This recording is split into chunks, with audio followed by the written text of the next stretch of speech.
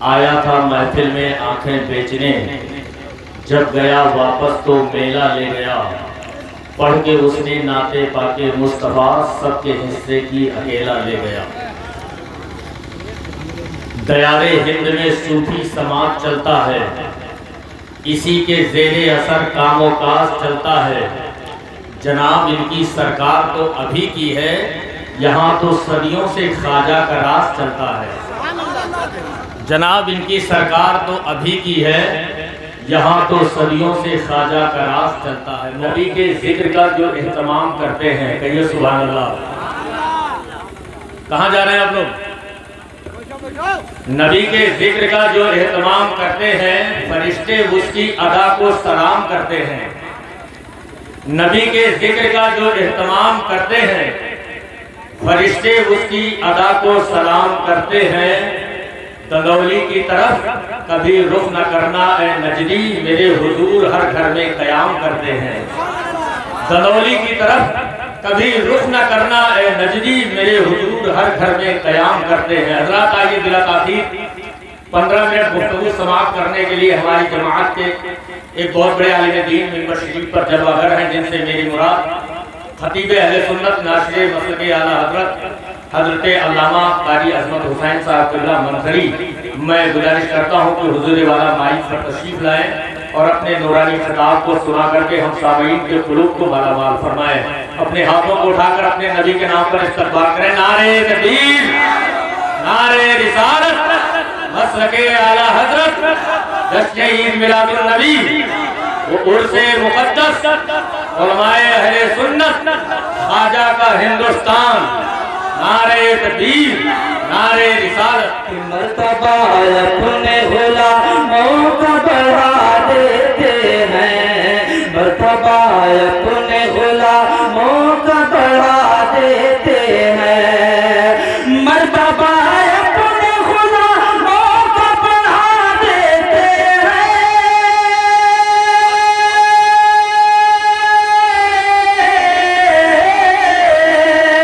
مرتبہ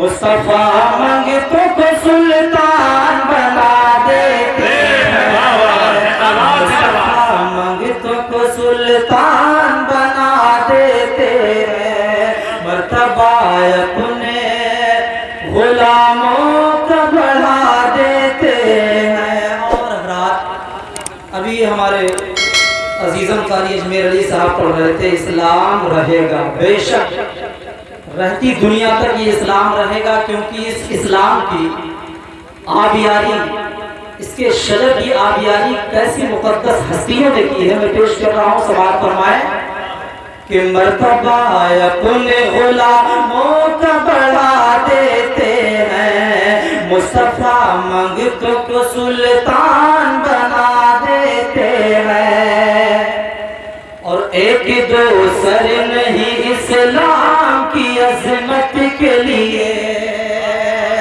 ایک دو سر نہیں اسلام کی عظمت کے لیے، ایک دو سر نہیں اسلام کی عظمت کے لیے،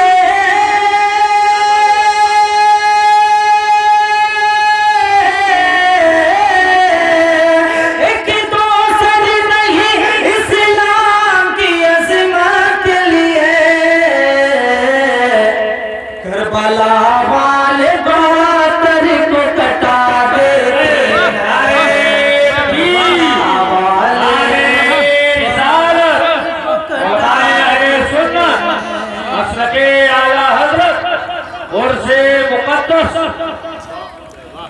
کربلا والے بہادر کو کٹا دیتے ہیں۔ اور رات مقام صحبہ کو یاد کرو جب مولائے کائنات کی عصر کی نماز قضا ہوئی تھی، اور اس شعر کو ذہن میں رکھیں کہ جب علی عشق رخ شہ پہ گرا دیتے ہیں، جب علی عشق رخ شہ پہ گرا دیتے ہیں، جب علی عشق رخ شہ پہ گرا دیتے ہیں، جب علی عشق رخ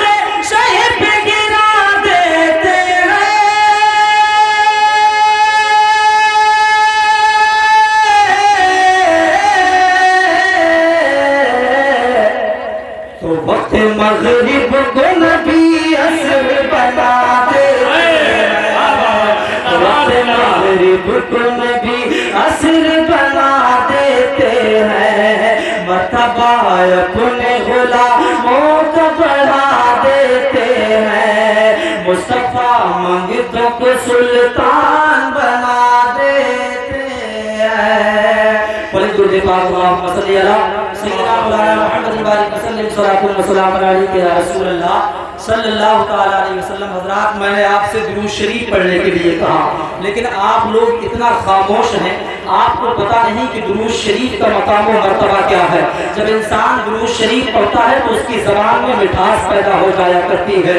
صاحب دلائل الخیرات شریف، ایک واقعہ میں آپ کے سامنے بیان کرتا ہوں کہ صاحب دلائل الخیرات شریف علامہ ابن سلیمان جزوری علیہ الرحمہ وہ یوں واقعہ نقل کرتے ہیں کہ ایک مرتبہ میرا گزر ہوتا ہے، میں بیابان جنگل میں تھا، نماز ظہر کا وقت ہو جاتا ہے، لیکن وہاں پر نہ تو کنواں نہ کوئی پانی تھا، نماز ظہر کا وقت ہوا، اب میں سوچتا ہوں اللہ مجھے نماز پڑھنی ہے لیکن یہاں وضو کے لیے پانی نہ ہے، بہت حیران و پریشان ہے۔ اتنے میں ایک 6 سال کی یا 7 سال کی بچی کی نظر آپ پہ پڑتی ہے، اس نے کہا حضور والا آپ تو بہت بڑے عالم معلوم ہوتے ہو، آپ بہت بڑے مفتی معلوم ہوتے ہو۔ کہا ہاں بیٹی اللہ نے مجھے علم سے نوازا ہے، اللہ نے مجھے ایسے علم سے نوازا ہے، لیکن میں نماز ظہر کا وقت ہو گیا ہے، میرے پاس پانی نہیں ہے لیکن میں وضو کر کے نماز ادا کر سکوں۔ علامہ ابن سلیمان جزوری علیہ الرحمہ حیران و پریشان ہے۔ اس بچی نے کہا بس اتنی سی بات ہے، اگر میں آپ کے لیے پانی کا انتظام کر دوں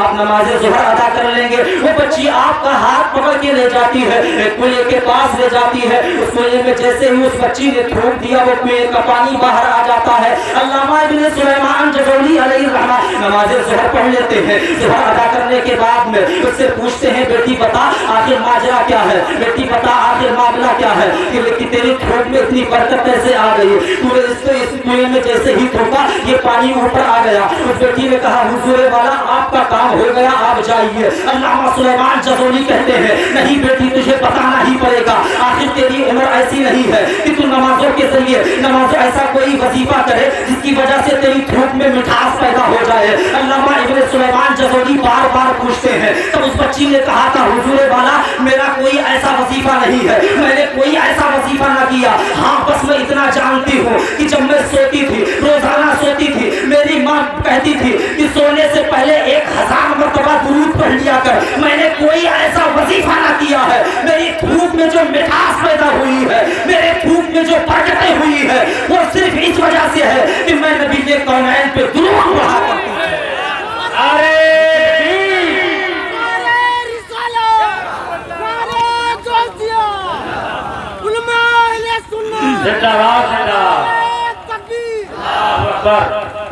لیکن آپ بڑے خاموش ہیں، اب تو پڑھ لو یار اللہم صلی علی سیدنا مولانا محمد بارک وسلم صلاۃ و سلام علیک یا رسول اللہ صلی اللہ تعالی علیہ وسلم۔ یہ ایک سید زادے کی محفل ہے، آپ جانتے ہیں نا سیدوں کا جو احترام کرتا ہے اللہ اسے بہت نوازتا ہے، ایسے ایسوں کو نوازتا ہے کہ جس کا اندازہ بھی نہیں لگایا جا سکتا۔ سید الطائفہ حضرت جنید بغدادی رضی اللہ تعالیٰ، نام سنا ہوگا آپ نے، سرکار غوث اعظم سے 250 سال پہلے کا زمانہ، وہ حضرت جنید بغدادی ہیں۔ اللہ نے بہت طاقت سے انہیں نوازا تھا، ان کے پاس بہت زیادہ طاقت تھی، بہادری میں پہلوانی میں مشہور تھے۔ ایک مرتبہ دور و دراز تک ان کا چرچا تھا کہ حضرت جنید جو ہیں یہ پہلوان ہیں، کوئی ان سے مقابلہ نہیں کر سکتا ہے۔ رات ذہن کو قریب رکھیں کہ ایک سید زادے کا احترام کرنے سے اللہ رب العزت کیسے نوازتا ہے۔ حضرت جنید بغدادی ایک مرتبہ جب آپ کشتی کے میدان میں اترنے کے بعد نہ جانے کتنے پہلوانوں سے لڑے، انہیں ہرا دیا۔ ایک دبلا پتلا انسان اس نے بھرے مجمع میں یہ اعلان کر دیا، یہ چیلنج کر دیا کہ میں جنید بغدادی سے لڑوں گا۔ اب لوگ اس کی طرف دیکھنے لگے، یہ اپنے جسم و جسامت کو نہیں دیکھ رہا ہے بلکہ جنید جو ایک نامی پہلوان ہے ان سے لڑنے کی بات کر رہا ہے۔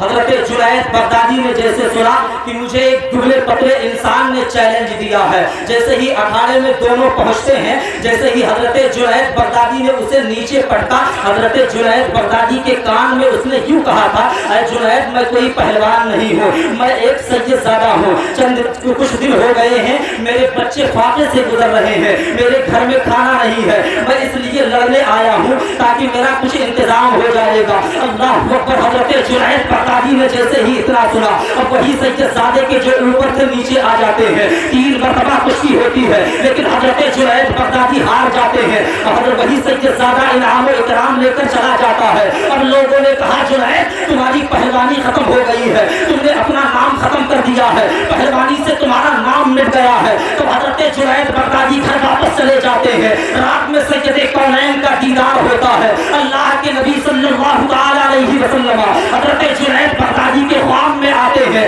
یوں کہتے ہیں آئے جنید تم نے آج ایک آل رسول کا احترام کیا ہے، اس لیے میں آج تمہیں سید الاولیاء بنا رہا ہوں۔ اب حضرت جنید بغدادی سے لوگوں نے کہا تم نے اپنی عزت مٹا ڈالی ہے، خواب میں مٹا ڈالی ہے۔ تب حضرت جنید بغدادی نے کہا تھا اے دنیا والوں اپنی زبانیں بند کر لو، مجھے جو عزت و شرافت ملی ہے وہ حسین کے آل کو اپنے سینے پہ رکھنے سے ملی ہے، اور میری عزت مٹنے والی نہیں ہے بلکہ قیامت تک میری عزت بلند ہوگی۔ نعرے تکبیر، نعرے رسالت، مسلک اعلی حضرت، جشن عید میلاد النبی۔